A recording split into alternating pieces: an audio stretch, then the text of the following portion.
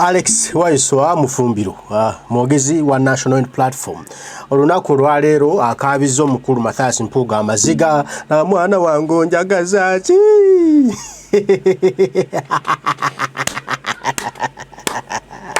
amulangidde maaso ku maaso oli muyibe buube oli mubi buubi anti yaganya okuzaayo ensimbi yefudde wa magezi nnyo akati nno Waiswa asumuludde olwaleero kyakoze omukulu Mathias Mpuuga nsamba nkoko baana ntiddemu n'okutyamu era Mathias Mpuuga nsamba ebyenda bimukankanye bwe biti n'agamba bannange bansonyiwe enzikiriza bannange woowinzi akankwe Waiswa kubanga ebigambo bya Waiswa bisaana n'obyerabirako n'obyewulirira ebigambo bya gguno bya ziginu nenjogedde kizigino kitegeeza ati ekyo kizira ku answer batandikira nti tutuse bana twesiime Mpuuga bita Sirwanyi bina Afoyo atani bina akampulira bina nga bewa ebiliyoni ali kumpulize biliyoni ndala ne miliyoni 7 omuntu ali kwewe sente dino omulimu gwe Honorable Mpuuga gwakola omukulu n'okubanga alemesa gavumenti okuspendinga sente mu ngeri y'ekisaazi n'omulimu ogwamwikiriza okujja mu palamenti okuba leader of opposition n'okuleeta alternative budget nti wali kujja okulya akakaira abakobe nti be tuliyewo 10 aye n'ateme mu lukiiko gwe twatuma embwa ye twatuma okuziyiza kufulu nelikuwa igola ngelikuira saidi ere omuyiba ali kujja kukufulu eriku kangali kukoba tyani ali ku lwigi omulimu guno gwali oguliwa gwaiwe ti gwaiwe mateeka kubanga eningo 93 ya semateeka wa Uganda ekoba nti omuntu tagemenga ku sente nga ti motion mu parliament evitedde nga motion ku floor ya parliament atengere etebwa government mukakiiko kale omusoga mpuliriza Basirwanyi mu bagubulira sente domu omusolo Honorable Mpuuga nende omusoga owulirize kutyama ku abantu bano kutyama ku ba commissioner basatu aba government beta backbench commissioners kwatyama ku commissioner wa NUP opposition olwo NUP muliwulira batyame bamugobye yengenda ku omwezi 10 bali oti bategera nti olanya wakufa kuba nga 10 bagobani zake bwe bamala ogoba zake nga 10 muwulirize bulungi olukiiko lulina okubamu Attorney General w'ebyamateeka ga Uganda n'awabula ebiri kuteesebwako nti biri muki oyo tiyalimu ow'ebyendyanga finance Kasaija yena tiyakola ki Prime Minister afunanyizibwa n'emirimu gya gavumenti yena tiyakola ki buti esente dino engeri ye badigemaku ate ni mukudeewa na buti muli kuwulira kubanga basobako nti NUP yakoze bubi ne sente dakali ofuna amazima ga fulime sente yadikola ki badifuna kuli sobole mwene yakobye ki omwogezi wa parliament yakakaisa nsente bakola ki omwogezi wa gavumenti ofono opondo bwe yabayire ku radio ye ku TV yena yakakaisa nti sente badisayinga mu parliamentary sako baneyo basaba ko omusala nibatereka esente daiwe badikozese mbukaire bona baja batayo omukono guno batolayo sente edo kuba ni government yali edizira muli kubona obugubuzi nti bali kwiba ne sente nga ni government ekola ki aye nga bali kwiba ibanda nti amulete muleto bayewola yewole olukiiko luno lwa commission lulina composition kye yakora buti bale batabaako buli kye bateesa kiba kikola buti ekigambo kyakora ekisooka beetema wakora mwiteeka aye ekikulu nendo kitegere nti niwe bandi bayirenga balina koramu bandi baire tibasobola kwewa sente edo kubanga balijagema kundyanga yamuwa musolo gye tweta consolidated fund bali balina okubamu ni Attorney General wa government ni Minister wa Finance kuba n'omusango gwa Supreme Court ogw'omusaadda bamweta Wilson Ndowooza Mugenyi yawaabira Parliament Mwesigwa Mwesigye yawaabira Parliament ng'aligikuba nti enkola eno eya Mpuuga ey'ogema sente weewa nisirwanyi tintuufu era Supreme Court yakoba nti ogema ng'omukono oti gwa Mpuuga oba gwasirwanyi nga gujagema ku ndyanga temamutema. Constitutional Supreme Court byendi kwogera abaevu ensukulu mwesembayo yakoba nti omubaka wa Parliament yenna gwe bagema ng'omukono guli kujere wala mu sente mu nvubo y'omusolo mukono janagwo janagwo Supreme Court olikumpulira buti amawulire tujja okubona nga naali mu wife bwe mwali mu lukiiko president yali kuliya olwayitibwa nga president yakava kuliya Mpuuga yakoba ki awo ndikwita ng'olukiiko olukiiko lwayitibwa omusiraamu ali ono lwabawulama bawulama nibali balaba babuli omu kulayini eresooka toyidi wale kulayini abajamalu mukuve oba toyidi aya toyire toseeta okubanga ole ayinza okugwa ekigongo olina okwongerayo swala teyemerera so babaawo ne substitute nga wulama mukugu sheyi basesamusesere maiti omumani akola ki ekibiina kyayita bawulama bene kintu batyo kuba twali tujja kwogera ku nsonga yindi nti oba tujja kwogera ku matafaali oba bizinensi oba kibiina kyongere ekigula ettaka nga bwe kijja okugula wano mu idinde ekitebe kyakyo ekyebusoga kyonna makobeire twali tuli kwogera ku bwibi buno oli mu Parliament. Meeting yali mu deputy president bana ava Mambuka ava mu Western Uganda ava mu Buganda n'ava mu Eastern Uganda. Olukiiko luno lwali mu secretary general lwali mu mukama wange leader of opposition era omwogezi w'ekibiina lwabamu ne ba senior MPs basatu tibayeta bantu nesuzani yakabaye emyaka ebiri ekitumiye naidi ebya experience otwalese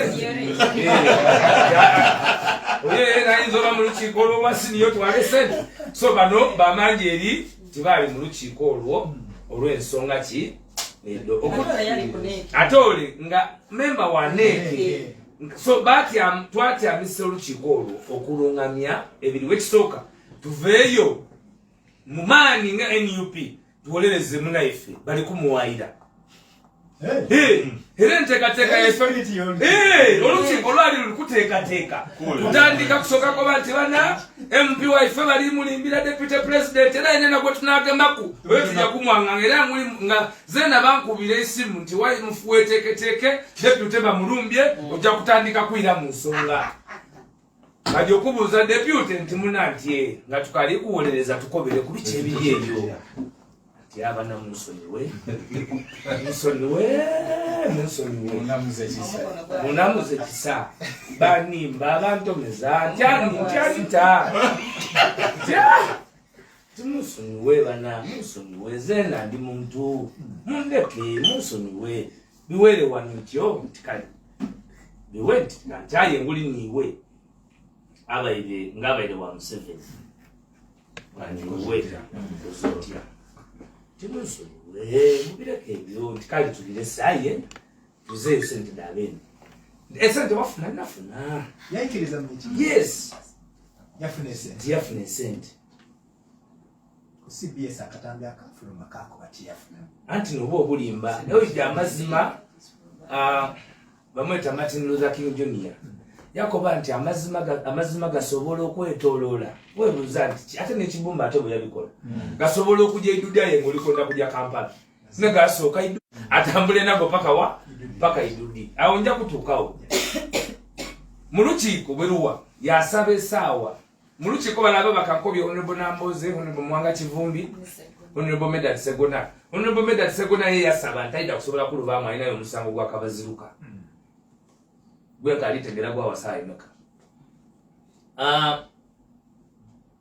bwakoba nti tumusoniwe twamusoniwa bamusoniwa bawulama titu ensonga eno benda tugigeme kisaada kikulu wairenga eyatwaire sente yalitwaire kisaada kiyayi aye dino twenda tugigeme kisaada ki kuba sente batwala kisaada kiyayi muboine mancholo ameunyaka aha so tulichigema munda aye tulwaine natyo nkobere okuva mu 2024 tukumye mazima ago gatafuluma twasiba twasaba msabe fe batamwabya ate nga yebo omwaganda ko ati akuna ibikota akuna tafu tegamba abantu baitwateka ira abantu tebekaida amawulire mutafua aye nga yatukoba ati muna wagema ko mina nasoma barua ya ogenga na tiko mtu ingine hakuna huyo siasa njakale baba siasa deputy aweye tujeti utali kuya tukati munsoni we mungeke mutandi tanjanja kale sente dizeyo lekulire kifecho kuba toka asobola kukumira bana Uganda akatonoke balinere wena we guys kubagubuze ekyo bomalirize ekyo then tubone engeri yetu ira munumba twetereze ayo omuntu osobola okumukweka mu mwezi bichi era yaira yabanga koze eki rehabilitation kuba tunane isomero liri kuzimbibwa ira national inter platform rehabilitation ki center osobola okuba first candidate tiantikale nti mumpe mwesawa abiri naimeka naina nje nkobera abeka mikwano gyange na buli omu then nteyo ki resignation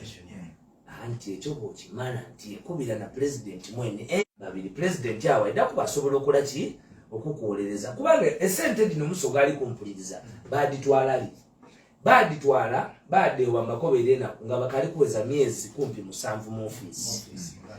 anyole mwena abali kuliza abasoga boba omuntu omulimu standards de milimu probation iji ba miezi mukaga obo okusobola ogobwango zirana chokoze eki so ekiri kutusumbuwa iwo musogali eyo bamusima ki kuba mu kiseera ekyo bali bakagema sejiri nyamugo omunana nga baba wambi ni Alan Sewanyana eyo timu ya parliament bajiwambye mu abantu bameka mu constituency ye Masaka nga bali kutematema abantu paka na lero tutwidi yatematema abantu iwe bali kusima ejambi eri kuvuga ku kyalo bantu ejambi eri kunyoka eno muliko bati onale bosuza na ina cyali kutangaza abantu bali batematema mu Masaka mwene yova ejambi eri kunyoka eno eri kusimibwa ntolikola bulungi ejambi agenyoka eri kunyoka ababa kabali muchi kumpingu iwe liko ataye Mpuuga Masaka yokoze bantu bali kufwa gema ye bitano ekisere ekyo kyeni NUP bwe mba mwidukira nga twakava mu kalulu emyezi egisoko omusanvu bo mwaka na buti tukaliterera kuba na muti bakakola ki bakawa mbaba ki abantu baife ero likola ki na buti abantu bakali mu general court martial ere balikola ki bali kusima abatakusindikayo ekyo kubiri mu kisere ekyo kyeni ali kumpuliriza bana abandi bonabona ababayireyo ezira n'omu gwe bali basimye ezira n'omu niwe bali kubisa iteka bali bisa nga tibali kubisa nti bali simo bajowero oba bali simani nga bali kusima Mpuuga ng'omuki ng'omuntu one off era yakoba nti ku CBS yakoba ne negotiatingira omusoga ali kumpatana ye patanira omusoga ampuliriza omuntu apatana bali tundaki oba bali kulati sobola patana banga cyali kusima bale bandisazeo nti kubanga bakoba nti niwe kujiba mpira nti ana wangula tunamuwente wasamba ngo iji toli kuchi kunte aye nti ono mwene yapatana nti yakola ki ali kusima yako anti napatana ebintu bigambo bili ku record ye mwene akoba Mathias Mpuuga nti yapatana Yoba mu wabitana. Ebimeka ntera nalida ngajewe ye nalikola ki ebiserewe bali babazira jambia ndoza alifuna bibiri kuba buti so twebuza yapatana ki okufuna ebitano kubanga ifenga national inter platform bwetukoba nti Mpuuga ono tumusime ne billion esobola okutulema bana Uganda twagisonda tujja kumusima koze bulungi bana bavire abana bavire mu makomera NUP eri kuwereza kuba no bwali do opposition bwaliku tibo tumwendeza bwa prime minister tumwendeza bwa vice president aye wona ali kupata neno what once nuna ebaluwa yaira mu okufuluma mwajiulira mwena nti eno family nti eno ki munazennere bandeta center muti era abasoga mtatya zena we mulya nga alikweta center mu zena mbandiko nga atandika kuba nti ya family Honorable Mpuuga abasoga bali kumpuliza mu byobufuzi bya Uganda abayitaba nga kuna kifo mu kibiina kyonna yasooka okwesimbawo nga bwana munigina e Masaka bwamala okwesimba ku bwana munigina ekisande ekyokubiri yayirira mu DP aye nga ali kwida mu DP abasoga bali kumpuliza ninze na muri sivinga ku popo mu DP yali azira mu kiki ngoboyobolanga nze nga ndi deputy spokesperson wa DP nanga boli mu iranga alo akuba ntere mu DP twali mu kisawe kyabayaya ate nga kali kasawe kabayaya timbawulira bamukaku neno bale basubuzi bene kabisa kanze mu DP tata amako mu lukiiko lutola ku Museveni ayi kwata walai owadi pia mbele atogere editola ku Museveni twaba nga mwere vumyo yali kucholo sati eyo mpya ona kuzira tokobona abadipi bawayengoze fanagana ebo balingirye bona bafananye embozi era babawo era bomubona nga yali mu rudipi nga lungi yote iwo muwulira bulire balimba bawahiriza kyebatayira kyesibakuba ebedi besibafulante baidino abisemu oyo abawaibwe buli abisemu kimufumbiro nize namuleta nze bwenaita wananyolo niwo mwene wankobanga natambulanga omusana aye nga abadipi eggulo balikunku okukitegeera namala kuseeta wale wabawagiranga naabona nti batambuzanga batya ebyondi biwayalundi so twasaba omukulwaizeeyo ki esente batukoba nti eyo process embise muti amateeka oidi omwibi bwatandika okoba nti atyaibye kubanga omwibi alina abita mudini saze naye againe bwawo nga n'olwigitwirwigale batandise kuwinunula bwibi bwaibwe nti atyaibye nabita mu lwigi lwali lwigule kikyo kuba ekyamu titusobola koba olwaleero ng'NUP nti ekikyamu tukibiike tukisiga omuzigo ensi kuba nyo olenda kwida onkobe nti aye Waiswa nga mwagema esente kuba iwe omunamawulire ddamala okole ki otegeere so ife bannayuganda ekikulu kye twali tulina okola n'okukobera bannayuganda kuba saawa wedibitawo 24 iddukira nti bannayuganda balaba bali kwolesa nowaife bakoze eki bamuleese leero baliko bali tave mu ofiisi owaife twamukoberawo era nti bamuki mu ofiisi ekisooka yalowooza nti bijakoma ku ye aye nga ife tumaze otegeera nti obuvundu kuba mbaire ku TV donadona mu Uganda radio donadona mu Uganda nga mbakoba nti palamenti okuva lwe baatola bukadaaga bwobujjukira nyo olina idda wano programu enasooka okola n'abakoba nti tweririre ni mama musabire kubanga palamenti egwire emikono gy'abamafiya era enkola eriwo buti yabaki esente bagira okubalirira nga Anita Mongo iwali kumpuliriza idi omupiira ngafuna $3 egya dola $3 egya dola musambi kitugwali ku $3 ndidi kuti iwe yawagira ku Man City yayatule we yayidira mu Man City ngayo kyanga vile mu Barcelona bali bamwa $25 27 ayono speaker wa mu Uganda okuti amawali mu kibiri nakola yewe dole kumimeka inawuli lunaku eyadimuwa nani ni Mpuuga kubanga yeye nali amuteze ekyoja mu miro kubanga ekyo kyonka kyoyinza okwinanula mu Uganda ye yongeze sente bwe yewa milioni lukaga magogo ya muwayo 10 so magogo ye na buti mu government ya Uganda yamani go mugongo ga musasula olikuntegeera bwova kwoyo bewezanga esente bobeni na bene batya kulisobole kwa akaunti ya kulisobole batakwe milioni lukaga tujja kuyamba bantu egulo bayongera kwe milioni 4 kuliso atengo oyo kadaga yali yambonanga muki mugubuze aye bemu piba bano balanda bebusoga abati amanyisi tani libafulunya kadaga na batusiza wana amazi ganga Uganda kubanga anyole bw'owulira sente debali kulya debali kwiba kuba tidayibwe damu wa musolo speaker abatanga asinga president wa America okufuna sente ningi owa Uganda abatanga asinga president wa America okufuna sente ningi buli lunaku bakozesa esente dafune kati nga Bampuuga debagabaine iwali kumpuliriza mu bulo ebulo waliyo eddwaliro lya Bulo Health Center 3 mu Bulo Health Center 3 bali kunoonya kuzimba kizimbe kiti susumuke je ku Bulo Health Center 4 ate ne wange bumatenda hospital betaga milioni bimeka bamaze emyaka emeka nga badinoonya aye dineda Mpuuga bakola ki badinoonya Mufumbilo Katonda nze ere bujiri ebukoli enna kuisatu emabega nasimbye ebigogo enguudo mbi nga bw'okiwula kati empulira emiliyoni 5 mpulira osenda kuzirika buzirike we naawo omukutu gwe beeta Kamuli Movers tuli kusonda esente da kulongoosa kyuma ekikebera mwirwaliro ery'emulaga Kamuli miliyoni tuli kwenda miliyoni 2 miliyoni 2 tuli jasonda Kamuli Movers miliyoni meka 2 abamuga nikayo wange buyemba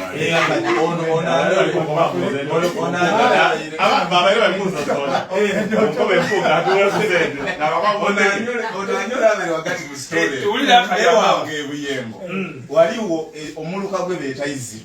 eidwaliro ly'omuluka ogwo liteekwa kwetibwa Nakanyowete Center 2 tulwaine okuba n'eidwaliro eryo okumala emyaka bayidde inuma kwawo basondese miliyoni 135 lidde emyokuwa bale baligaba ne miliyoni 5 saawe no bemupi abandi kulembeiro omukwekweto gwokuba ntunoonye sente ndo batuditole de bali kudibundira bali kumisindalo kuno balivu magana ayole mweno nabeire mu gundi mu story eno nayo kati pekano tuwulire ebintu oti nebyo ng'olibona omukazi aliremerewa okutuuka mu idwaliro okuzaala atumuona atwinowe buvuma tinze momwoge ira byamukolera kabiriza kabire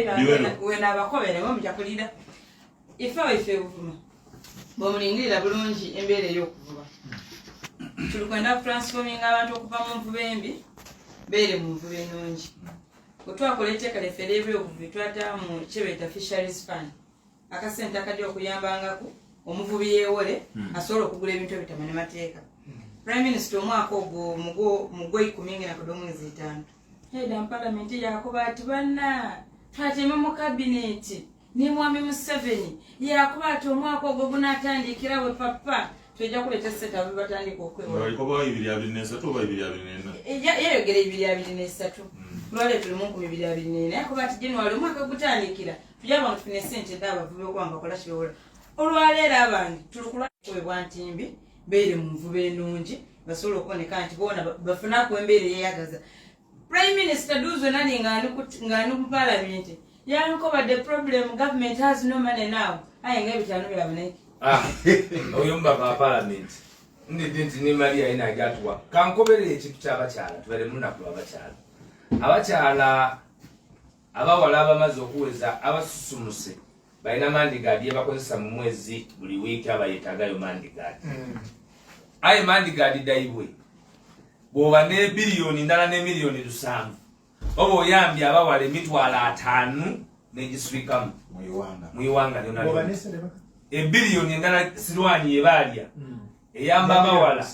ebiliyoni ndala ne miliyoni 7 eyamba abaana ab'obuwala abaswika emitwalo 5 n'omusobyo abali butya kiruma nga n'owaife mwene alimu mubatwalire ki esente so ekyatutabula n'abantu okuba nti NUP era President Kyagulanyi yakoze bubi okukoba mwine alekulire ekisooka bino biziramu byabanaife eno business ti yabanaife eno business ya Uganda n'obukulembeze bwe tulina bwesige nti omuna Uganda yatusindika tubone nga eddwaliro libamu ebikozesebwa tasobola ate kuba nga ife be yasindikayo nife be nate abali kwekobaanani kuba mwenalemu titwetaga n'abakobako iwe olire nga tulikuyomba kwenalemu kuba eri abaliko bantu lwaki Mpuuga naali kwogerwako ino kuba nowaife If I go to get no I fail. Akange kachirachi. So tulina kuba kuchikuba wenda sawa dinanyole mitafe jiri ku mitamo ko Agideyo Mpuuga. Wali. So it was very unfortunate. Nti twairine nadibanga. Nadibanga ensi ya mtegeire era tulowoza tajja kuli kitufu. Era mami ebijire tebivaayo. Of course buli waga kintu mupate. Ebyama ebintu byate yekamyoka. Mulimu ensonga ey'okulekula okwa Robert Kyagulanyi Ssentamu okuva eggulu. It is alleged twaliwo okuteesa wakati w'emijeno Museveni maave mu ikomera. Then eky'emmotoka ye ekikobebwa nti emmotoka eyo eya bulletproof yona yali deal wakati w'emijeno Museveni. Lwaki ow'esente muli mulengereza ino wakati wa top leadership yanu ni General Museveni gwe muli gwendondola. Ekisooka yoti gema sawa netufuluma wanolenga gemi omwana wali mu compound tumwaga ina lepo yabagala kana kamyaka ya 16 tumugemye red handed olumalo mugema yakuba mundeke nanyole yena yage maduzi kuti ekisooka wikiriza ntoli mwibi. Number 1. Number 2 kisesa kubanga bana Uganda twerabira aina kimu kubindese His Excellency Robert Kyagulanyi bamugeme eggulu emboze eno yali mu kamera ezira lunaku ekisooka lwe bamugema lwene lwetusooka okujja eggulu twena kuba zena naliyo Segona yatukoba ebigambo bino yatukoba nti Bobby mubwenyi mukube ino ekitiisa era mwena mumusabire. Yatukoba nti Bobby tasobola na kumoga tasobola na kwogera niwali taidiwo era bwe tukobye guti kumbera ya Bobby akobye nti yali alikwenigira mu byobufuzi alowooza ajja kumbaga ndikwogera ebigambo bino Segona nali kwogera mu kamera kuba ebigambo bino biriyo muki mu kamera ku record. Segona bwamaliriza kubanga abayikirizibwa nabuti tukanoonya buti abayikirizibwa okujja okubona ku Bobby mu bukube bwe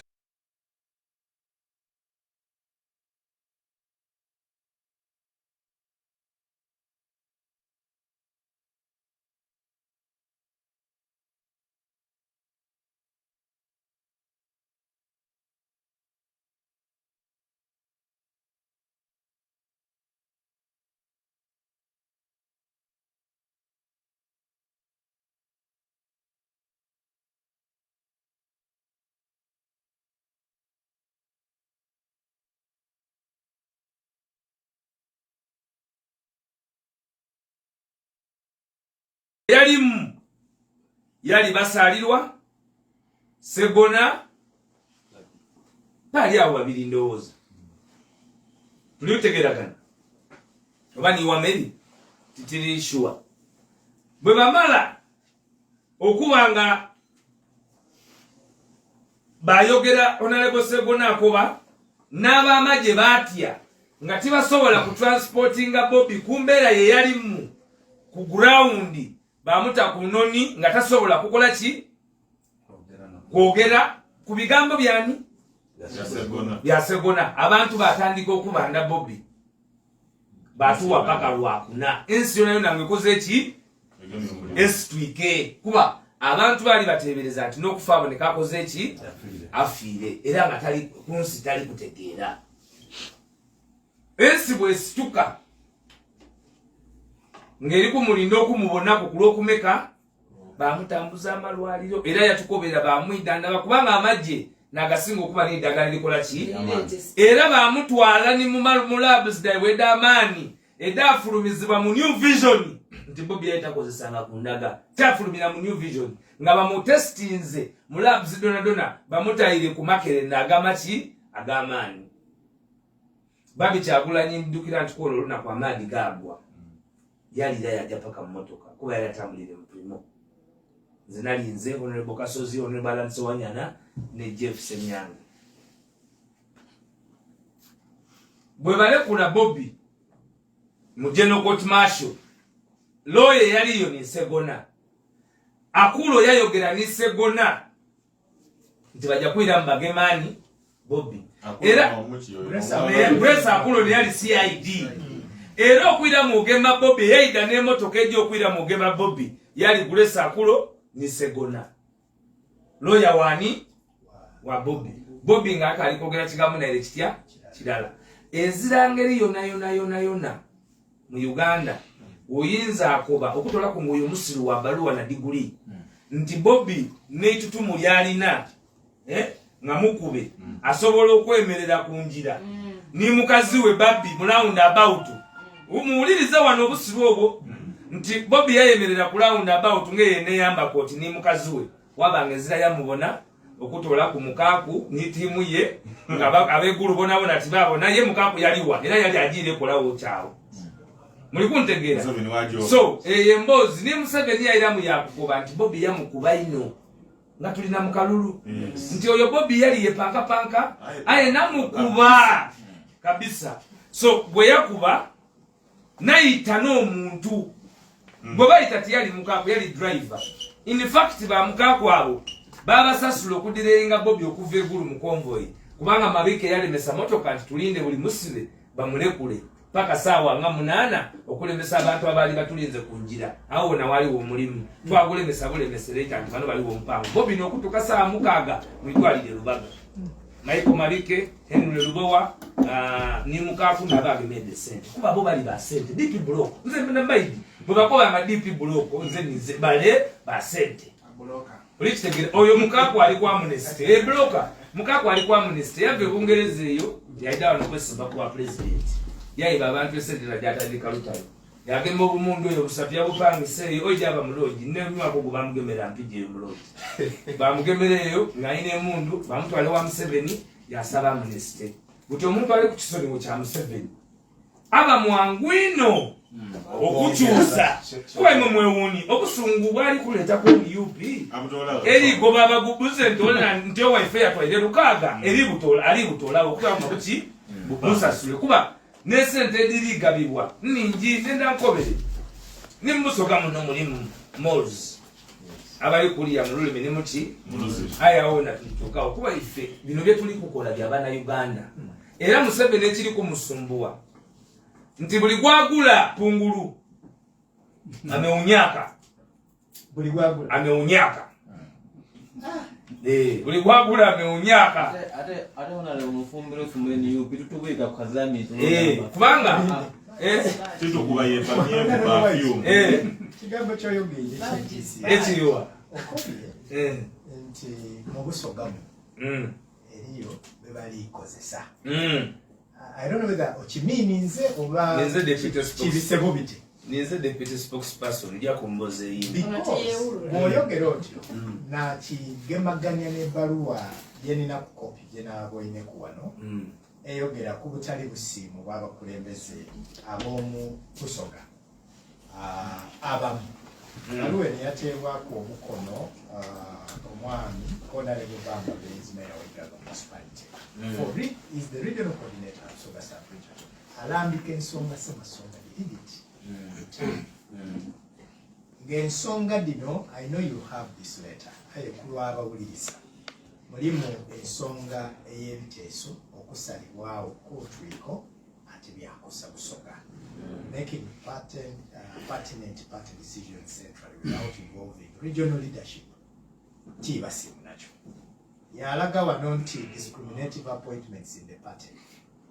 bawandikira his excellence from discriminative appointments in the party era nga what offends them is ali kuwandika ni regional coordinator aliko banti mulimu discriminative appointment yena ali discriminated na kulembeze failure of the secretariat and you the president to internalize and together find a lasting solution for the internal fights and bickering and sabotaging in Soga sub-region. Yakulaga ensonga eyindi threatening to dismiss district mobilizers and registrars whenever they raise administrative issues.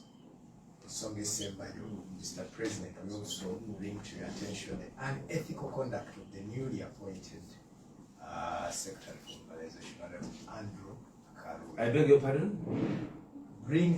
Mr. President, also bring to your attention the unethical conduct of the newly appointed Secretary for Mobilization, Honorable Andrew Karuya. Instead of uniting people, Andrew has decided to categorize people leading to formation of different cliques and groups in the party. The song of Tolido and Donald doing in Antonio. Anti Williza. Mutukuandika embaluwa kubanga mu kibiina kyaife omuntu ayikiriza okola ki okuwandiika era ogwo ti musango mutamuvunaana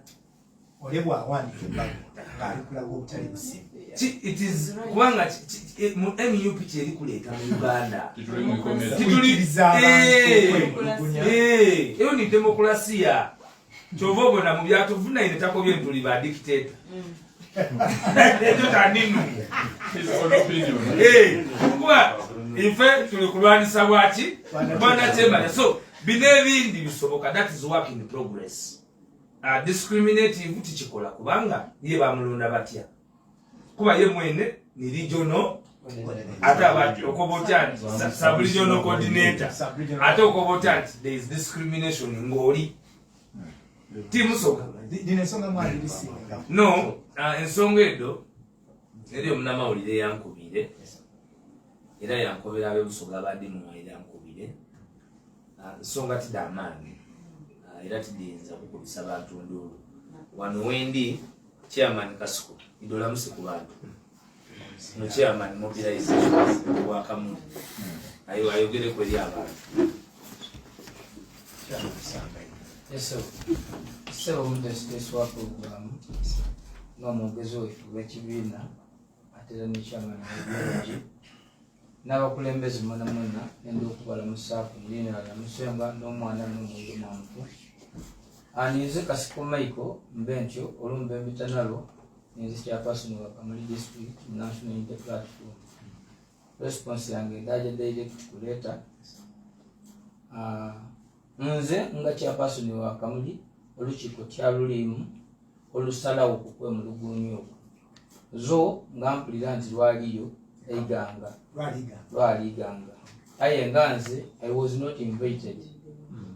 era tisobola kukyogerako ino kyali paati mu kusalawo so ekyo kikulage nti yawandiika ebbaluwa ali discriminative yalekayo kyama kuba atyaimenganga era ati amaiganga yadiscriminatinga abekamu olikitegeera so bachairman ekyokubiri for time purposes obwine wenda bw'abaayo omuntu nga yamanako banakwimweri yeyamanaku ebbaluwa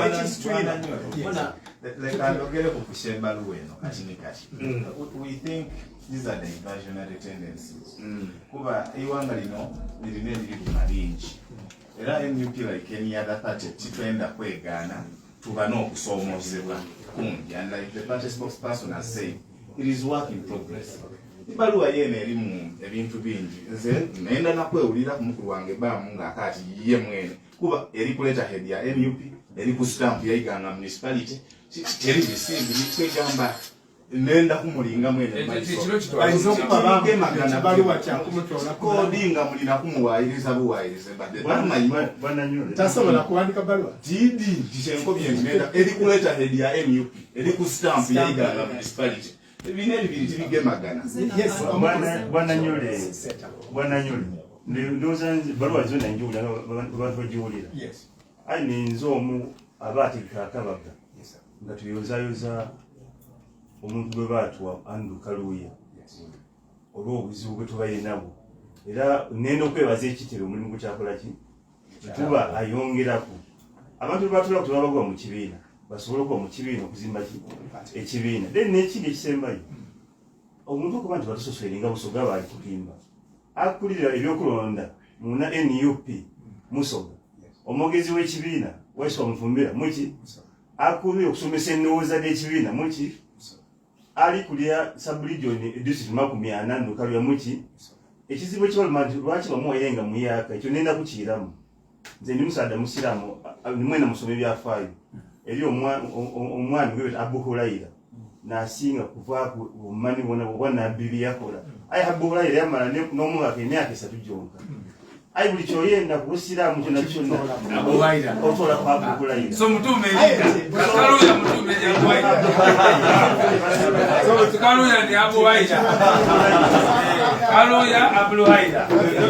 Nambia kayongereza okoseka makatona ino Linda funambia malizi Nambi Miria mama Linda district eyo mukyalo zena nsanga ile terandi wa mukisa okuba abakubagalist baralero omukulu ndingo waife speaker era nibo deputy speaker owa national unity platform webalo okutuwa omukisa guno okukyama kunyuba mpando tubatukubonera amakontinge ku radios na chance yoti neno so I celebrate this day and also that kunkolera Women's Day omwaka gwange it's a gift I receive and appreciate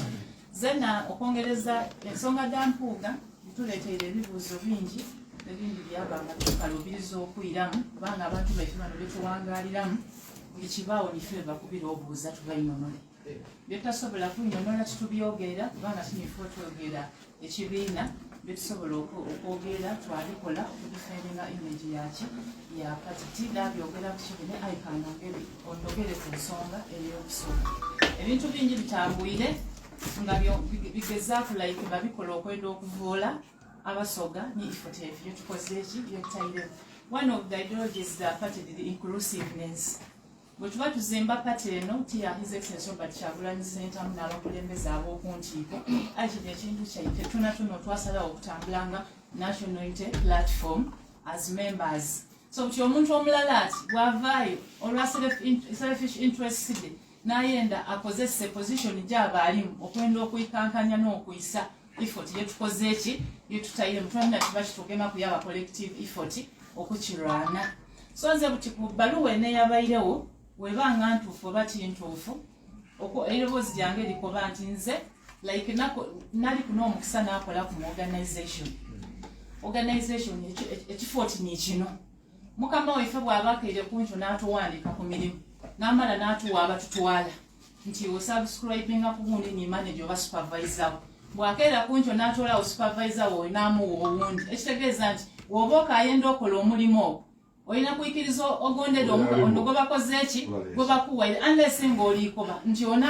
ono gwe batwairewo obanga nigwobaire oyikirizamu okusinga mukama we yakuwa omulimu n'omulimu gwe baakuwa ofollowing ole supervisor oba manager gwe bakoze eki gwe bakutwale kubanga ekitongole kiba kirina okweyongerayo era oba olina okugondera gwe bayizeeyo twayidi lwaki mukama we yakeera kunkyo yatoola omukulembeze oyo gwobaire subscribinga ku yakuwa owundi so butimpaano ng'abasoga nze kyensaba nti bwe baba akeera kunkyo baatuwa Kaluya Gerald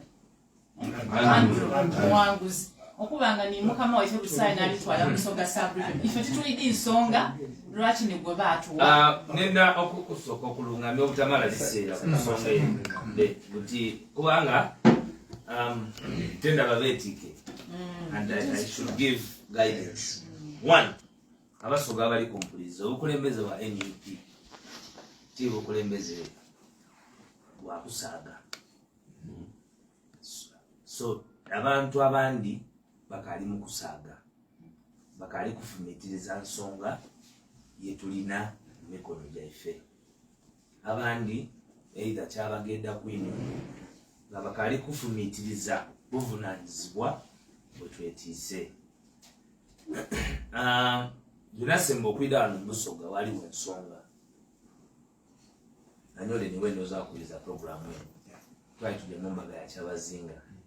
national unity platform yagondola ensonga eyo kubanga tuwuliriza abasoga amaloboozi gaimwe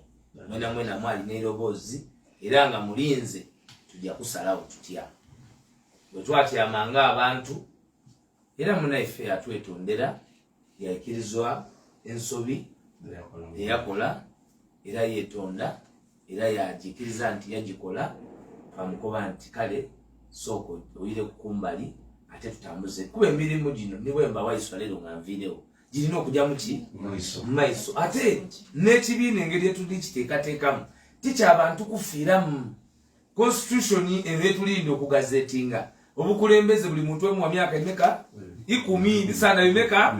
era mu idini kyonna kyaleeta obuzibu mu pate nti lwaki balikoba abantu bajje nti be buti Honorable Susan kino kyali mu kitukibala kubanga iteka litwaye tukalikola ki ayi titumusuubira kuba MP w'abakyala babuvuma myaka giswika 10 ku tiketi yaki kuba eriyo omuntu owundi NUP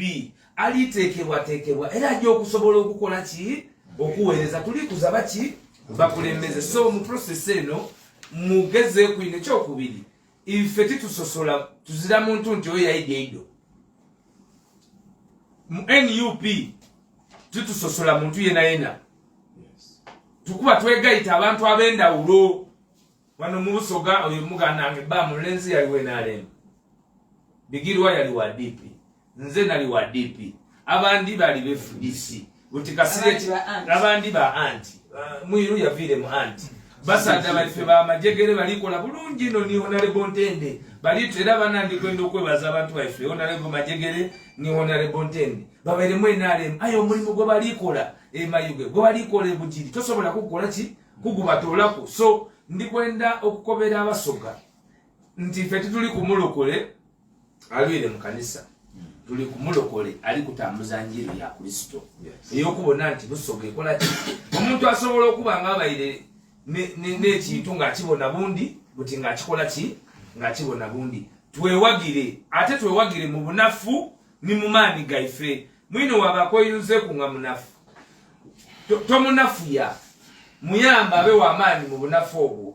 kubanga tisoboka kuba nga yozira tojja kumwegaku mwege okwega n'okwegulula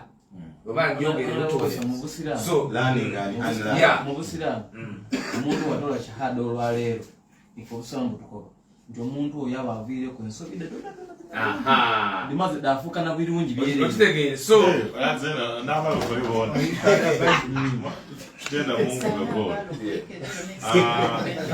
omuntu yena bwaba mu Kristo Yesu aba afuuse ekitonde kiyaka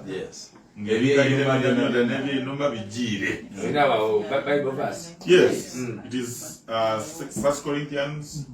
chapter 5. Chimala kasoko yo Corinthians. Yes. Kuba tienze tubenga tuli kontana Busiramu nati na aye muboinenga enjiri yona yogera ku kintu ki ate kyokubiri. NUP mu Busoga tayigwire. Era ni mwabakulembeze muleke okulwanira ebifo kubanga tukali kwidula. But to give a government, everybody will be comfortable. Ata abantu leka bababonere kubikolwa byaimwe. Omuntu obonanga alita obunafu. Omuntu omunafu yetagako babantu nti oyo munafu. Era abantu abona nti oyo muki munafu. Tuwa abantu omukisa baweereze kubanga nife we tuli kuweerereza. Abantu tibalowooza nti tusobola. Nguli bayida Busoga eno beebuuza nti Mufumbiro tumuwobogezi. Bani mpangwire. Bani mpangwire. Aye buti Abasoga kuba nti akola ki? So tuwa abantu omuki kubanze ndi w'amazima. Nze ndi w'amazima nesimba mu DP Abasoga tibampa. Aye abandi bampa n'abitamu nakoba nti mutafwayo muli bange nze kasita muli bati bakaso tuwa abantu omukisa batuweereze tubajajinge tubasalira omusango kubuweereza bwaibwe. Aye omuntu akali kwiza musango tosobola kutandika kuwuniriza nti ki aye ekikulu kya byonna n'okuwuliziganya kikulu. Embaluwa eyo nga bwenkobye nze baginkobera ku dozi ate nga bamulenzi atako omukono mukwano gwange ino twogeraganya nze bwenjeiganga tivaawo alina enkoko yanguliraawo banko bakadabada yafaye waliwo omusaada awo gwatera okuba yandukira ku kakoko ak'ebusoga. So uyo ndina kujja bugiri bamutwidde amaliriza ensonga ebyo twidda kudiwayamu bamudikwidda bugiri mbitaiganga akakoko kateeketeke ensonga ez'omwidiro mutagema gusongasonga kudifuula nsonga ako kawere. Mpuuga bw'atagondera biragiro ssonga ya ate yalekulira mwene kirendere n'embaluwa ya acting president yalema kugigondera. Eyo embaluwa ya NEC. What happened? Ekisooka ife munati tuli bantu bakuta bantu kukalaba. Nze Mr. Mpuuga gwendidi obulungi bw'anaatyama yenka omusaadde oyo ow'ekitiibwa n'atyama yenka n'afumiitiriza bye tuli kwogera nkakasa nti ajja kulekulira so tyenda nakumulowooleza nti talekulire ntandika ntya ow'ekitiibwa gwendidde nga n'ensonga ategeere nti eri mu lwatu so nze nkakasa nti okukuuma ekitiibwa kye kuba buti ensonga emaze okufuuka mu lwatu ku CBS Yakoba Sente tagemangaku ofonopono yakobye nti twamuwa poliisi obola wa palamenti yakoba nti yafuna so bino byonna oyidi osobola nti mutamunenya ino omuntu ogezaaku towewaayo mulala olwana nete ng'olijja otigemya amayembe ekiso kiri kubita yona ekola ki esamba meobe nti esamba ate omuntu so ife tulowooza nti munaku dino musanvu alina kusobola okufumiitiriza aweeyo ofiisi ate ekibiina kiri mu kikolo ekikuba tirowooza nti Honorable Mpuuga oyo wa bifo ebifo ebyo bimulya nti ekifo asobola okiremeramu kuba ekifo obufu nga yayida atola ku Museveni alobera mu kifo tirowooza nti ayinza olobera mu kifo Honorable Mpuuga sirowooza nti osobola okugaanira mu kifo ekifo obufu kuba ebbanga lyonna otugamba nti tewajja kulwanira buki bufu kakati nze nkakasa nti ojja kukwata ekifo ky'ekibiina okikiddize ate kikuwa assignment endala so sisobola kulowooza nti tajja kukkiriza kubanga naye kati weeyali siwaali kino kibaleka wano enkolagana ne Buganda katonda wa Isirayiri ekisooka ebbanga lyonna mukuba nti enyiipi ya Buganda buti eri kukuba omuntu owaayo mwene Lufayo mutandise nti omuwendo buti ate ali ku byabusoka omuwendo bana mwenda ki beera n'abakobanga nti Kyagulanyi ono Omuganda bino bintu by'Abaganda embooka erinyoka nti ate ali kuba Muganda mwene bana imu charity begins at home ekyokubiri bino ebintu ti bya Buganda bino ebintu bya Uganda esente de tuli kwogeraku dati Dabana Uganda ate obukatuliki oyinza okwawula Kyagulanyi n'obukatuliki omuntu ayogera ni papa oyidimu omujamu awayo emboozi eno ole yayidaya abakoba nawulira ogusaada obukulu abakatuliki abakoze bubi atya ole ayogera na papa omuntu ayogera ni president osobola okumutumira na DC wano wali omuganda angamula muganda angamula twakula tutyo amula osobola omutula kwa DC ng'ate kirunda akobye yanyole niwo obayidi bombi olakola mu ofisi yako so olwobe kugaita bintu bino abantu bali kulevu yababwala DC ate kuwa yansonga dabaki dabakolowo ekyo kikulu ino ku 0776 kanfune ku kuteesa ku programu eno otuuse kuteesa eri ebibuuzo oba kyona kyolikwenda okubanga tusaako tuddako batusiima singa tumanisa amayina go n'ekibuuzo kyomwaka hello soga wani yesebo kale sebo balikuwuliriza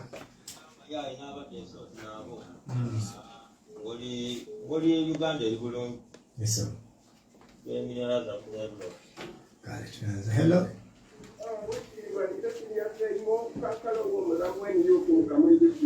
yesebo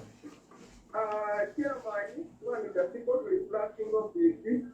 community to give it up. Then there's so many Uganda wangi, and already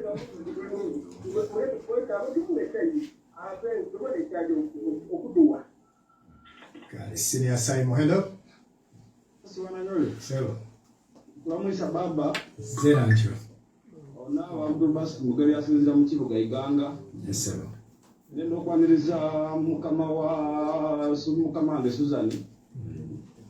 Waiswa Mufumbilo. Limogezi mulungi njirenga kugoberera ayongera okutangaza busoga kuba abantu bali confused ku nsonga da Mpuuga. Nendo okulamusa Suzani nakaziba Suzani oyo mwani naze era tukolagana bulungi mana ebideme buvuma Iganga bano bali otigerere nasobola Waiswa Mufumbilo aho tulina waziza katerewe nasobola Waiswa Mufumbilo ekadi yeye kumagali mukira nyolo yo manager naido kusobola tutana kwa mu studio ngoli kula na Kampala ngoli ko barabana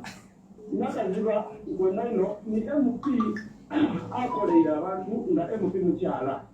bw'oyongera kuwange panado nzeno da panado bana aye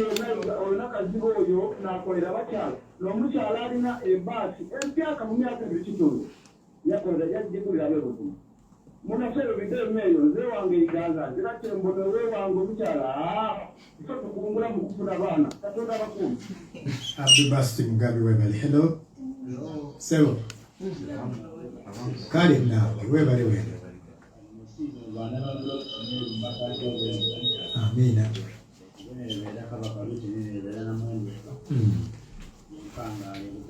Yes, sir. NUP n'ekikonge ky'abaana abaava biyowaki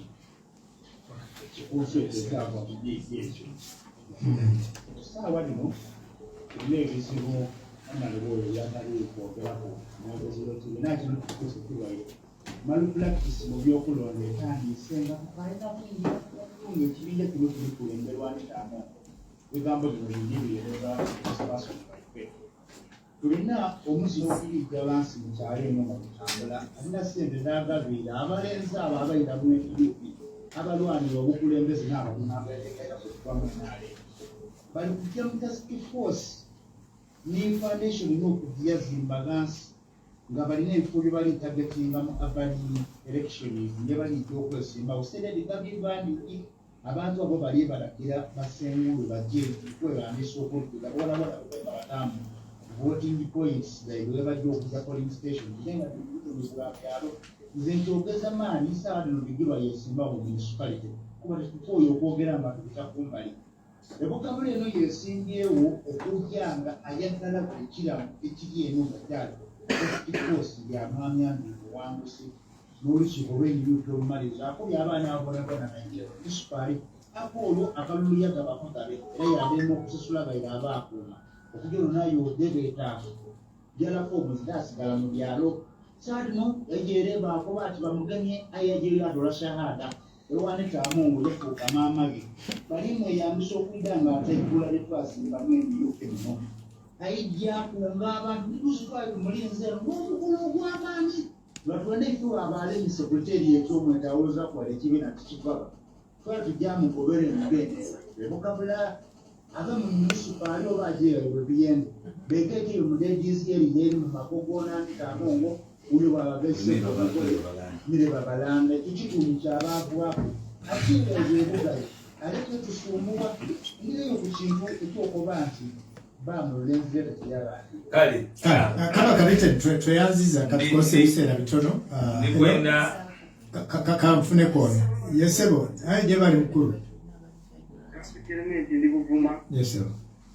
ndi mukyalo ky'omubaka olulimo nakazima era nekyamaanyi w'ekyabuzibu ubudde mwiteekaawo bwetuwulira ku mubaka waffe tutamu essuubi mukulu waifa musambira mulamusizza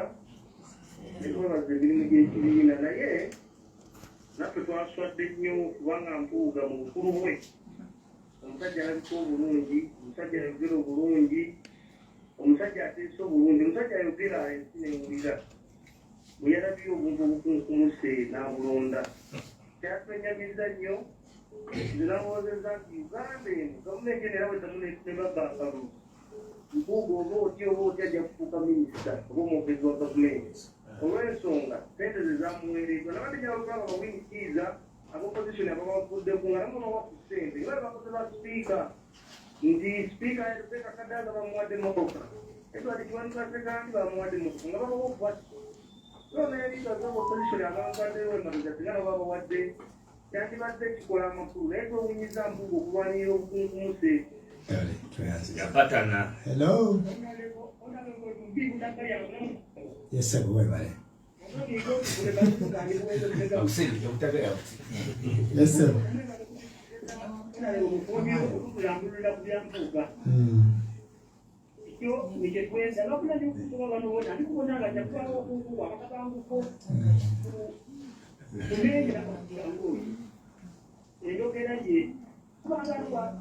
ayogera nga alikwenyinga olugubabula oweka muli okoweka muli kulitaki bamugema kuku ng'aligirya mu ofisi onale balegamu yakobatingaawekwa NUP ali esente kale kankusengera nange olweddakiika edisigale ntono hello Naife, hello. Hello. Wandi. Kani sema balikuuliriza. Yesebo sula. Kale.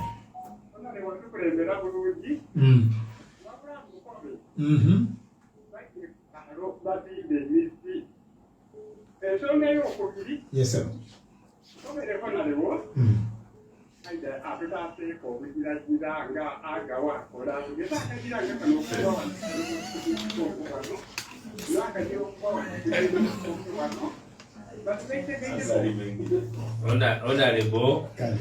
Onale okutangaza oyo amanga obugira ate obugira bwo neyo bukolebwa tibwa aga bwaswengere nali mengudu katu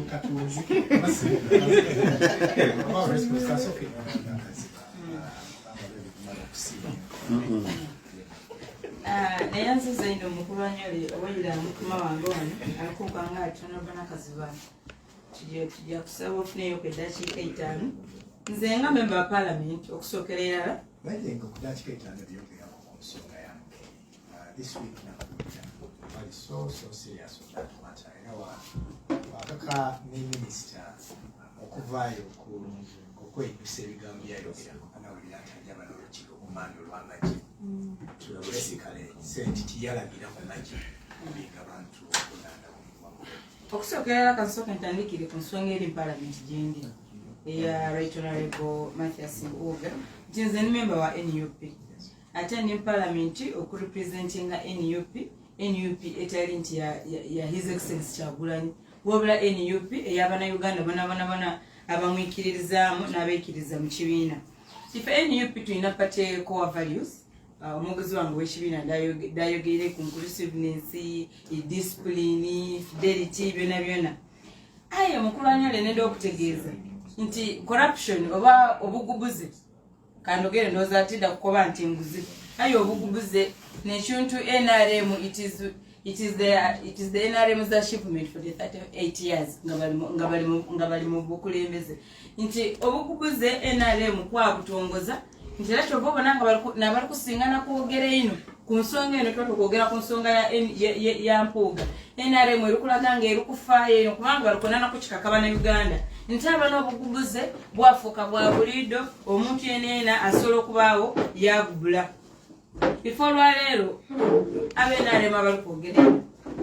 Museveni bo yeekiriza obugubuzi nuko kintu nga kibonebwaku nga batuiza tubibona tubwina amabaati ate nakanyaga kweka bene ate bagire bazimbe ebyumba ebyembidde abasaba mujja kutusonyiwa baadi tweyere batwera amabaati bakola bino bakola bire aye mwami Museveni asirika busirika kyasobola okuba ati baba nga bali kuyiba kasaba nga bali kuzimba mu Uganda nga bali kuinvestinga mu Uganda awo abawazira buzibu so NRM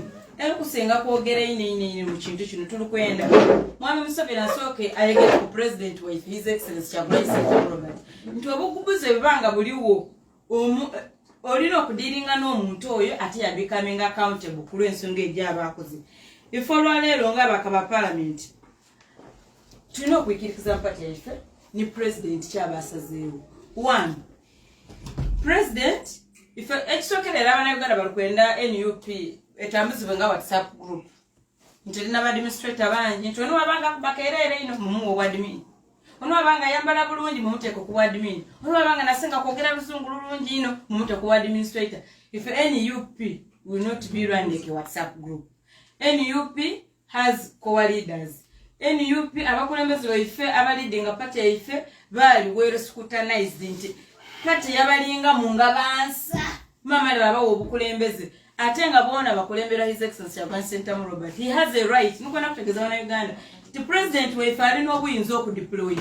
That is point number 1. Ababali kwa mukodi president kodi ya papye kodi tiyebuziza ku bantu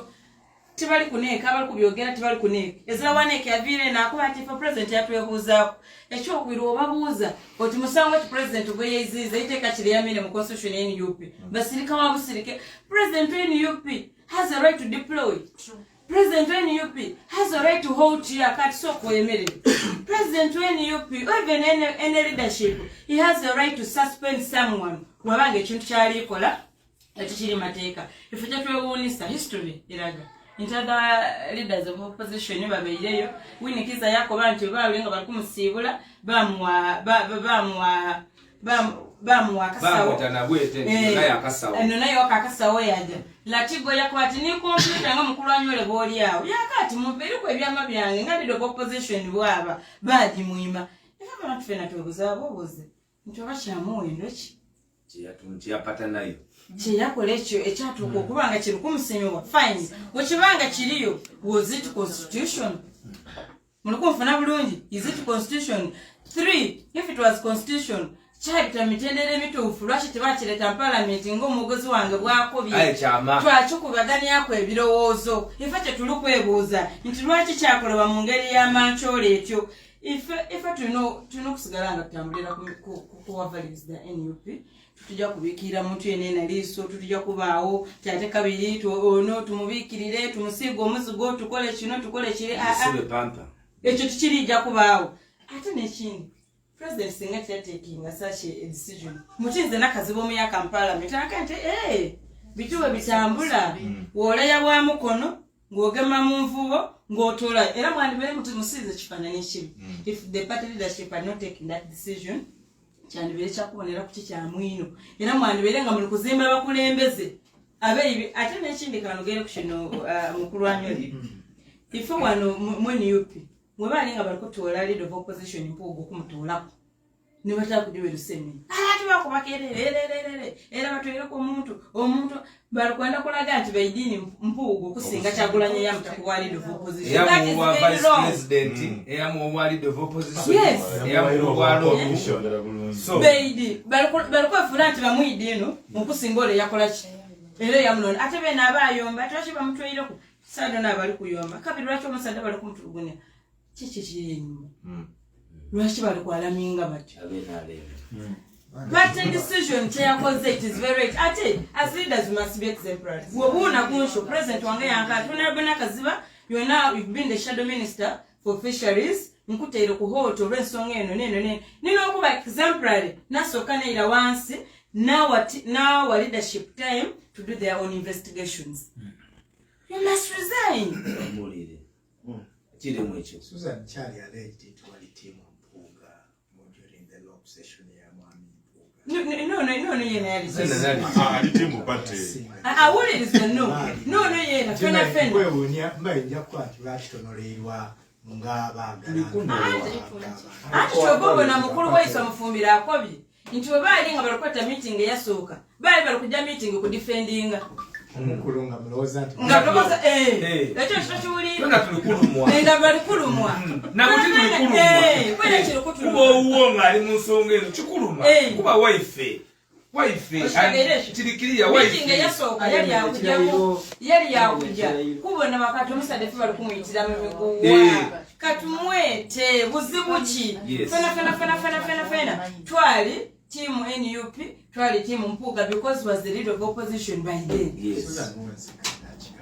Ensonga oyengeire ku nsonga y'abamukene first of all ekiragiro kyayisibwa minister ow'ebyobuvubi and for us our mandate as shadow ministers we are to put government in check. If just kyetukoba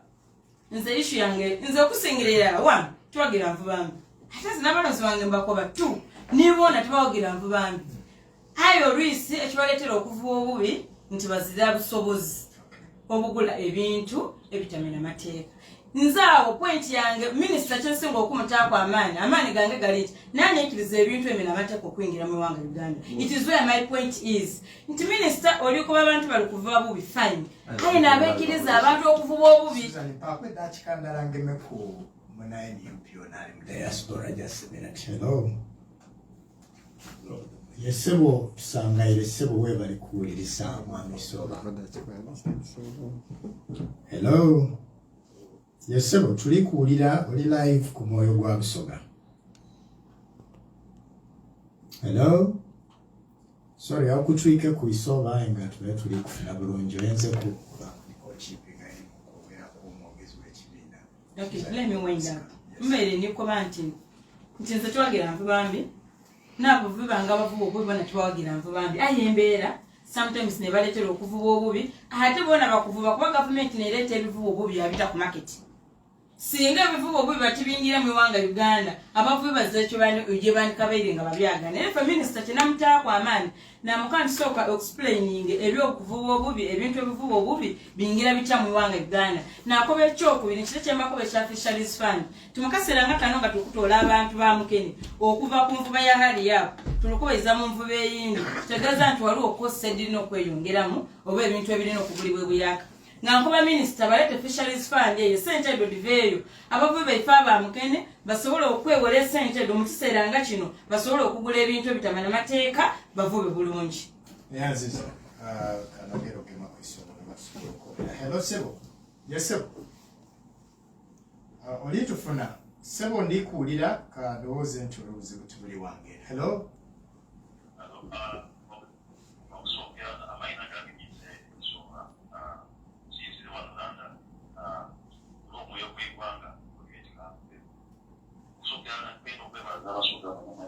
Jemuli ndimwebale kwenyigira mu kuweereza okukyusa Uganda okugituusa bakenda mukenda bakenda nti tulina respect for human rights, tulina respect for the rule of law, tulina buli kimu nga tujja mu maiso eriwanga Uganda erina abaana abato abangi nga tulikula Jebanza abakulembeze bonabona abenkyukakyuka aba NUP n'abana abanja b'ebibiina abali kulamu omutola mwali dictatorship mu Uganda abali mu studio saya nti mubanga walikire ku mukutu nja kweta ku katono nja kutumira ku katono tulina Alex Waiswa Mufumbilo bamba tukweyambe ng'okola Pastor Waiswa Mufumbilo n'abakulembeze mwene abali kutikija tukweta maina tupeyanze ino twebaze nze mukola era tusaba nti mukomaawo mujje mu maiso ensonga lwaki nsazeewo nkube okusonga eri okuidiyo saya nti eya Honorable Mpuuga n'ebintu n'ensonga endiire actually ensonga eno okubino omukulembeze his excellency Kyagulanyi Ssentamu aka Obuwaina abaana Uganda bwe baalonda baabanaga akalulu balakujja ku Kabanda yakuba yawandika ebbaluwa ng'akola ebyamaawo nga byali mu miitingi era eyo miitingi yayitibwamu abantu b'ebitiibwa n'abantu bakisapooza obaaku aye tibayita era tibasobola kubayo bayita mu bikutu bino nga bino bainongola nsonga lwaki tibayita mu bufunze obutamala bwiyo nze nkoba his excellency wabanga yawandika ebbaluwa ate ne Honorable Mpuuga ow'ekitiibwa yayiramu yakutinga ku baluwe ng'ate tubaite conference yatubaira abantu opportunity okwogera ebibaire bimuluma ng'apo asinziza mu conference eyo olunaku lweno olwo nze nkoba nti Mpuuga aba abisa his excellency commander in chief aba mukusanga olugaayoogaayo aba munooma ate Mpuuga taliyenga ayina ab'ebitiibwa abangi n'abandi babimenyaale naddala b'Omuganda ekibiina ekya NUP kyange kiro ewali kuweereza ky'Abannayuganda ffenna ffenna aye nebalamu akabando bakubondo muze ntiimu Mpuuga nze ntiimu gyowelosenge nze ntiimu Obugwayi mbe Abannayuganda NUP yaitu ffenna ffenna era buno obulamu Abannayuganda nina okumukira wanabali nze nkoba nti okujja mu maiso moving on forward nti Abannayuganda kubangu emission gyebuli yakulafu nakyemaliza ebiina ebyobufuzi tenebidde otutaasa kuba nekyekyo kyona nakyemala kulaga nti omuntu alala ayogera ABC luzi yairamu yatandika kwogera ndala ebiri sabiina nga byeyogera olwaito abiviireku so okutwala ku ngeri eyo ekindi kyoyinza kyosobola okumbuuza nekyo mwami Sooba tweyanziza ekiteeso kyo ssebo neyanziza ino mwami Sooba asinzire mu kibuga London muwagizi wa National Unity Platform mukulani just akantu kalaka konka hano kumaliza nga mukama wange alukidda ku muzindaalo okidi nga abainaare mukiri kusinga kubaluma nti omuntu weyiwe okubasuuzamu kuno kumusuuzamu kuno mu kibya nga bamaze okumugonza kumusuuza mukono mu kibya mwamaze okola ki ate n'ababaliko banti right honorable Mathias w'amaani ino kituufu w'amaani ayetya ku shadow ministers ate still have even the opportunity in this government of His Excellency Okulya Sente Robert. I'm now a shadow minister for fisheries. Yes. Two, it was not maybe even like a chair of a committee or a deputy chair. But in this government, if you have a kubanga rukwisa mu amaiso, yafune opportunity nayo kubaganya ingene milioni 5. Katandikire watu mtuja kaseke nze nsonga ya mkaire wa Mpuuga ndio kumaliza na the bottom line is all forms of government expenditure must be creatures of the law.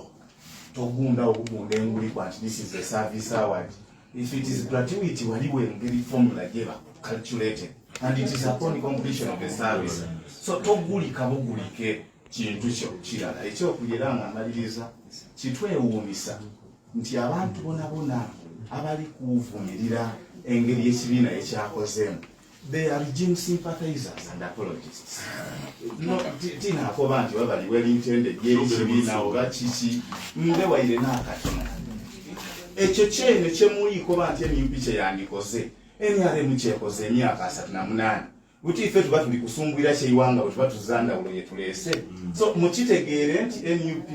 we are strict and uncompromising bwe kituuka ku nsonga y'okudiibuuda ssente d'omuwi w'omusolo. Gavumenti etambula oti gaali obuzito bwonabwona bw'otuyika butyama ku kantu kati nino katikereeta akatima n'omuwi w'omusolo omutemi w'ebikaada ali ebuyengo n'oyo omuntu ali ebuyenda ali emaluwoli wasinaaka akatima omuvubi oyo ali ebuvumu nole kyebwogera ku bungi bw'esente dino abasaadde de bali kukodoola mu ngeri y'ekyeyonoonere ife tubonanga bali kwongera kuzitoowereza akatima. We are strict and uncompromising. Kyene kyemukoba nti twandikoze oidi procedure oidi bakipapiire obutapapa okwegendereza mwide tutyamu ebyo byene yale mjekoze emyaka 38 nebituusisa n'eiwanga era byetwidi okuwakanya n'ensonga lwaki tulina eidembe okubyawukana era nze I associate with the position of the National Unity Platform. Mukulu Anyole, message yange area the so-called OHT Mathias Mpuuga. Atitwidi oba mukyanga bagugulawo ogw'amazimba ayenze advance aba G8 akabondo ka G8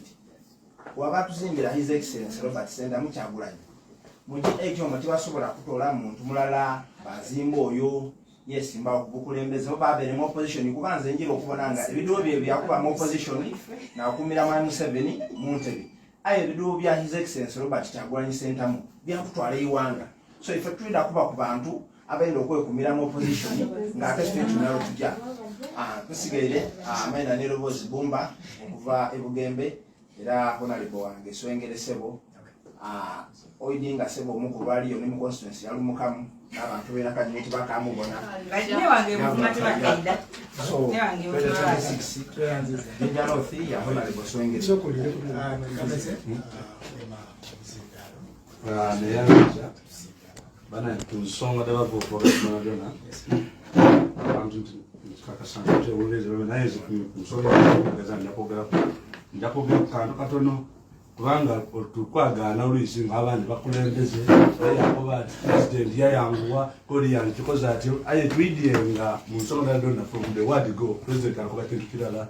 nti embera yona abakozi abalungi n'ababiri tujabulira kukunkola naibwe buti ensonga nikino president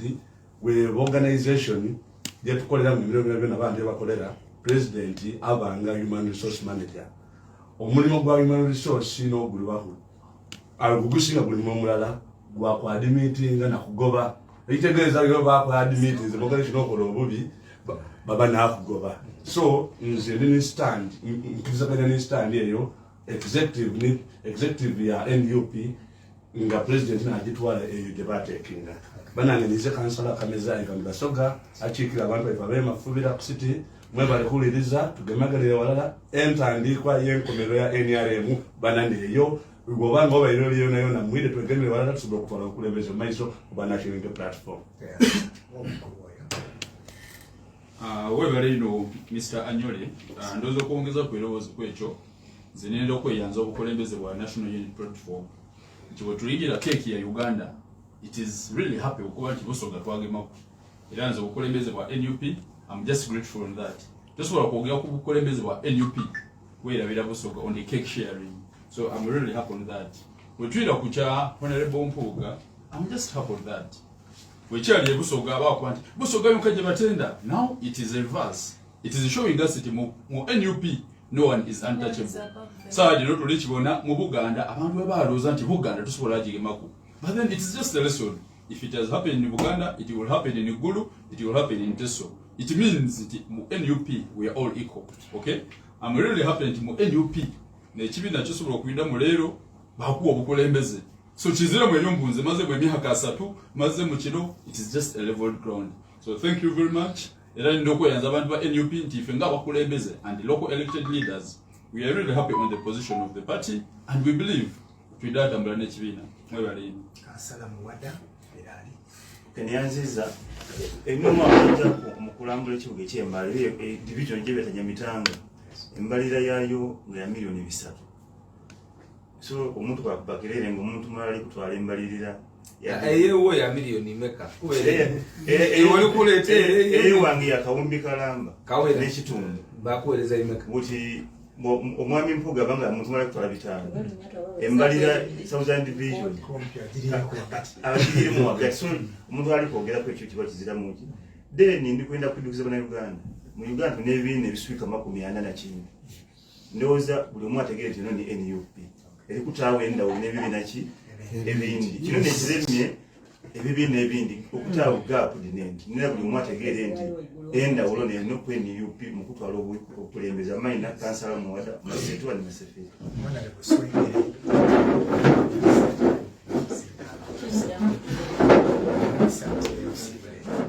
Assalamu alaikum wa rahmatullahi wa barakatuh. Tuseme okuleti ayenduba nti ezakikyuse mu kubye twategeke bino bitambire nga bwe twayenze nze okusookerera ndakwebaza His Excellency Robert Kyagulanyi Ssentamu nti Katonda yamubisaaku ekintu kye tubaye tulwira okubona nti buli muntu Uganda agibona ku level ye era ya contributinga okukulambula ne Uganda tuvuna nti mu core values daife tulina mu inclusiveness nikyo nekyo twogerangako era ever monitored by discipline ne dempisa ndobona mu NUP so ndisaba abantu bona abana Uganda abali kuliza radio ensonga dinediriwo badizooming badibonere bwe bali batageza kuyikiriza muntu yena ina kubategerera nadala abantu batandise okuyida muno nga taidi nangira eri kumutwala ku radio gyali kujja kwali kubuza bubuze but because is hired they are machineries bali kulete bwana okuba nti bayikwida okukuba ekigendererwa ky'abana Uganda kidakuba nti ekigendererwa kya His Excellency Robert Kyagulanyi Ssentamu ky'abana Uganda bona so ndisaba abantu betegereza abantu bano n'obwegendereza era bawulira ebigambo bye bali kwogera bantu kiyogera ku erina nga mwami mukako so oli mukako nubo omuta mukino n'omusekulu tagomba so olwakaire nze ndikusaba abantu kino ekintu bakyenigiremu because mwami Kyagulanyi bamutaire ku ebintu bingi kyovona ati sano bali kuwalampa institutions bakuba ati buti obukatuli kyabukoza ati buti abaganda bakoza ati mwami Kyagulanyi ayiro omukisa mulala nti buli w'omukubira aba alinawo omukisa wasitukira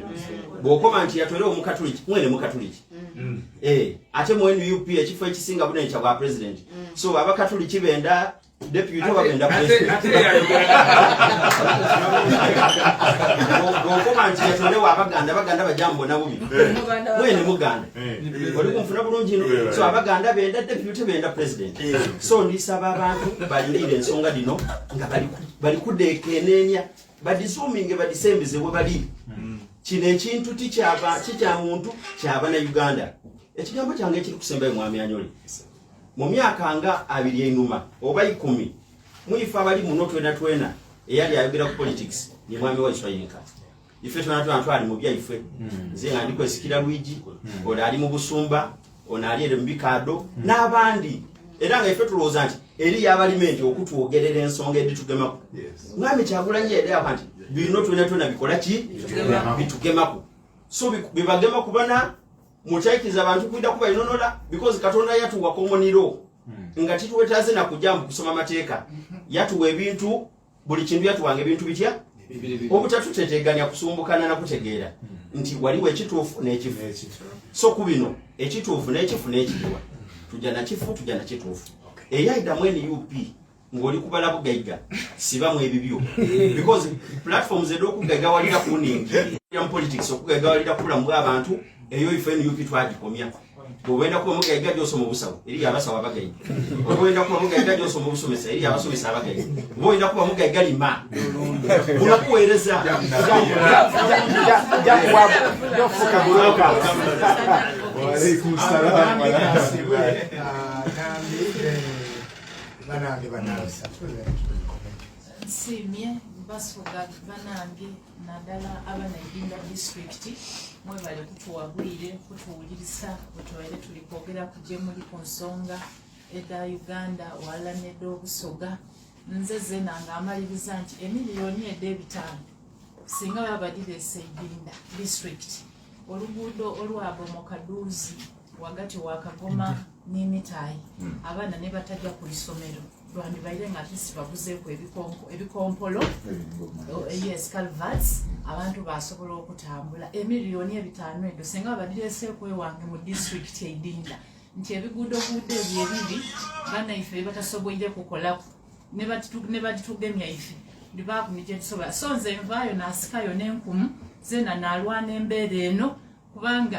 ife wetafuna ku chance ewereza MOP nga wa NUP okuva mu district banaife oti naabo betusobola okubikizaamu ensonga daife ne badanda ndeere ayo bwe tibwavaayo n'atandika okola ekikolwa oti nekyo twenenaaba atukola ki ayongera otunafya aye mbasuubiza banaidinda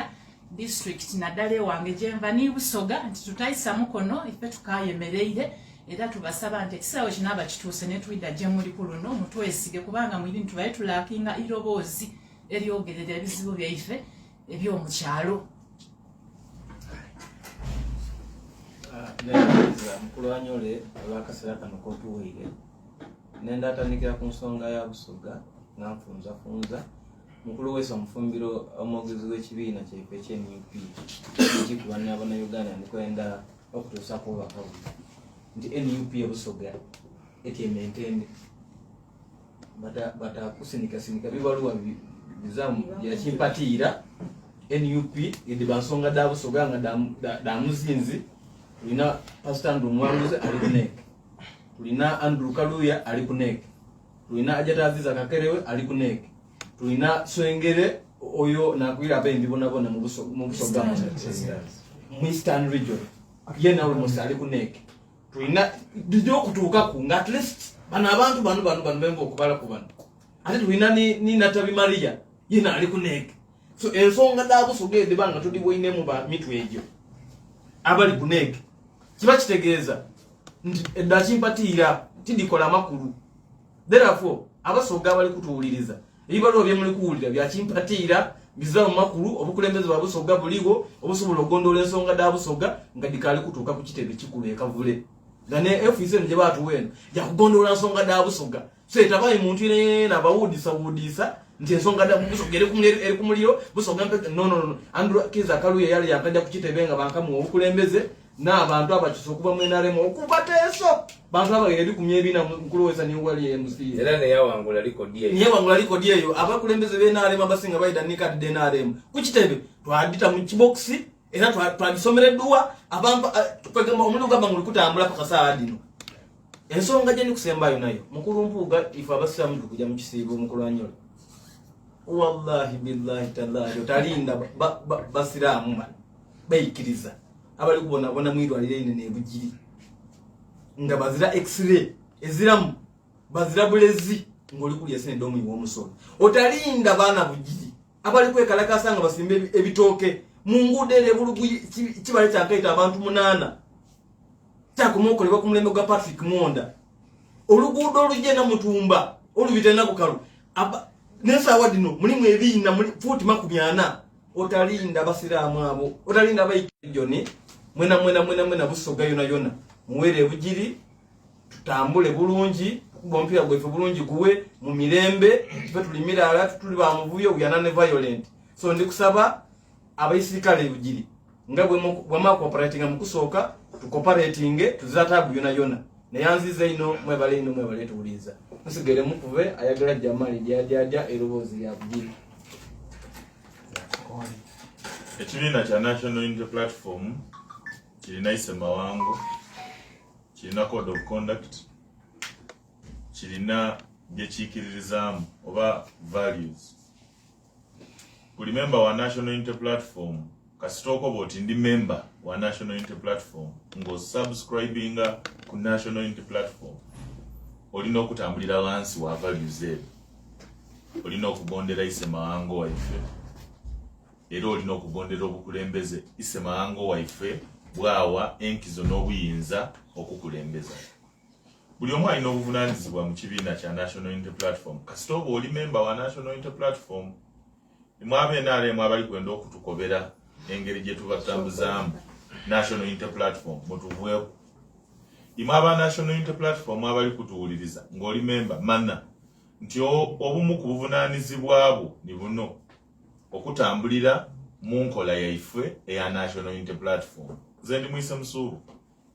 ate tulya kanoni kasanke. Bw'okoba oti oli Mwise Musuubu tolya kanoni kasanke, era bwe bakwagaana ng'oli akanoni akasanke akakamyufu ak'emirembe n'omunwa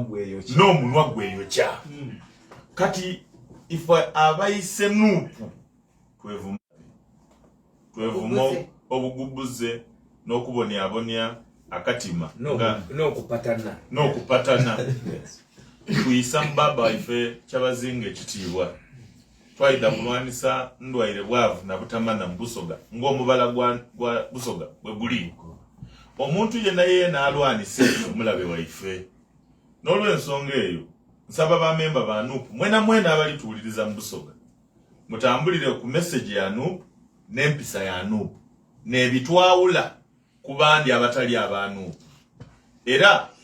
weno oli mwogezi ku stage ya boda mu kanisa eyo, mu musigiti, mu trading center okwogerera empisa ya NUP n'ekika kya NUP. Nenda kwebaza mwami Andrew Kaluya nti mu bukulembeze bwe yatuleetera abasaada bano boli kubona zena litidio kinwa nti tumulinanga kansala ali ono kameze na litimuidi nali nze ndi twafuna bwa mbaka wa parliament na meya mu Busoga muna mwami Kaluya olwamulonda bati yatuleetera abakulembeze abalondebwa okuva ku miruka nga babita ba kansala betulitambula nabo ndowooza oli bona studio ndi duvu. Muntu yenna bw'avaayo n'ako bati Kaluya talikola mu myezi esatu nga yatutoolera y'abasaada bano ate nga gino n'emizizi gy'ekibiina oyo kino ajja kuyirayo ku miruka, ajja kuyirayo ku igombolola mwogezi n'abakulembeze MP bye boogeire abatabaire na manda ku radio basobola okutegeera bye tuva okwogeranga wano. So nenda kumwebaza bwebaze ate akume kubanga omuyembe ogubala gufwa nkonogo. Mbeyanziza abasoganize Pastor Mwanguzi mubebwera. Nenda kutumira mu studio tumwaire mukisa mzee Matovu yogera amanyi yogera bogezi manyi Matovu Stephen Kasobola yogera tuka basole banyabo baza baledi Busoga asobola mukisa guno kutumira ku bantu bange ab'ebuvuma linye lyange nze Matovu Stephen Kasobola Fungalo okuva ebuvuma nganze leader of opposition walitevuma wesitibwa omwogezi w'ekibiina kampiseuka kati ninyo mu second stem omubaka omukyala ow'ebuvuma Mugabi Susan ategese olunaku lw'abakyala ng'ennaku z'omwezi 12 ogwokuna era tutandise exercise y'ebyemizannyo ebuvuma mu ggombolola y'erubya town council lugenda okuba kale nkubiriza abantu bonna ab'ebuvuma era okuba nti ntuusereeti wano nesobola kufuna mukisa omukolo kumpuuba era naawe omwogezi w'ekibiina nkusaba ojje ebuvuma naye ng'ebuvuma ffe tutadde tuli emabega wa party unity platform tetugenda kusasaagana nenda okwebaza mwena betubaire nabo mu studios baganda bange abandi Odoli ya Fulime Musa mutabani wange muganda Calvini muganda wange Mbajwe Tone ba foot soldier studio ndivu no muhandisi wangali mukalombe no muhandisi ali mbona abantu tuli wano tuli kusonga DNUP kyenerabire kyenjo okusaba second endala mpunzike nakyo nekyemotoka kuba bwendida wano mba ninotangaza ku buli kimu bwe tujja mu kalulu nibagezaako okuyita Bobi Wine baganda baife abawangalira mu SURVE okuliya abamu bevaamu bagula motoka ya bulletproof bwe batugulira motoka ya bulletproof eyo nga ya president era nga bali baguze bulletproof vest era damutuukaku emotoka ya bulletproof amusoga aliko mpuliriza ya Japan V8 emotoka eyo bwogula motoka eyo bagikiriyalinga ni police yensi yona jebeta Interpol bwomala ogikiriyalinga ni police yensi yona memale mwagitwala mu revenue mwasasula sente olwokuba twali twiddi nti ekintu bwe kidanga kiri mayina ga Kyagulanyi tikisoboka emotoka eyo yayidira mayina ga musoga bamweta Fauzi waiganga eyo ndikobera abasoga bamweta Fauzi aba Mombasa emotoka yagireeta kubanga akiriyalinga bintu era yakijikiriyalinga mayina ge yasasula omusolo nga baiddi nti bali kusasuza motoka ya Fauzi omukyotala boyinza agema Fauzi n'omugayita na Kyagulanyi kubanga ebimu ku byetukoze mu 7 n'okudi municipality byalimba abantu tyalina intelligence bagwira buki bugwire nga bobona bwe bagezaako ku kibiina ky'NUP era bagoba Lwakojo bagoba ni membale bekyusa nti twamuleseyo wandi sayi nga Lwakojo akoze ki nga talemu akoze ki emotoka eyo bwe bamala okugibisa mu buli kimu twagigema twagiza mayina ga Kyagulanyi Robert Sentamu ng'emaze okusasula omusolo ogwa gavumenti era Kyagulanyi yaba nayo omwezi mulamba myezi 2 nga yakyuka era mayina ki mayina ge buti yagita ku Facebook post ye bwagita ku Facebook post ye ensi yona yategeera nti Kyagulanyi yafunye motoka yaki ya bulletproof eri omusaada bamweta Amoti omubalanguzi ne yalimba abo byokwerinda yabakoba nti emotoka ere etoniwa yaira mubale era Bobi yata munsawo yakubita kunayo yabakoba nti omubalanguzi Amoti yakoba Amoti omubalanguzi nti emotoka eno Bobi yafuni yalesi eri mu fridge eri mu skanka tidde eri mu akabanga buti state ni government basoberwa balooza nti motoka kika kyeno ni Museveni yakola ki jazira emotoka etasaswire musolo oba yebasonyiwa omusoga ali kumpuliriza dibaku namba ya government ngamyufu nga yugi ne namba akasembayo kebeta akanamba kati akamyufu emotoka eyindi nguli muka kutali kwa Amnesty nga yaira nga ina byakolako yandibaire ya Uganda ngalina emotoka yebete yabalitani omuntu abaire kuliya bwaira n'emotoka tasasula musolo nga baira gikosoma akamulamba era bako akanamba nga kamyufu nakona emotoka ya bulu namba ya bulu neyo gyobona muwane busoga Dr. Muvawala eyo yabitongole ebiri statutary KCCA na bichi olusi ndoza ni bameya b'ebitundu bino bavuga motokoti nedo emotoka eri kwa akanamba katona akeru UBJ5 UBWAAAD motoka ebesasula omuki omusolo so emotoka ya president yasasula era kubanga baji wamba buki nguli yali ntina agituwaire ate yali awamba yaki ng'amaze ogikola ki okugituwa ekyokubiri ezira motoka V8 buti kino ndikobera abasogoidi abasoga bajja babalimba bisada nga mukako oyo muliza wabwe yesimbira okamuli kibina kye SDP kyebaguza Gilbert Bukenya yesimbira ku kibina kya Bukenya Gilbert Bukenya bwa yesimbira ku SDP ate secretary general eyemu wakadi aje yesimbe we yayidira kubinika mukwano gwe Mike Mabike ate yayidira kuitafali so abo batowe bafanana be muri kuuliza ati nebyayibwe byebekoleire tibakola ki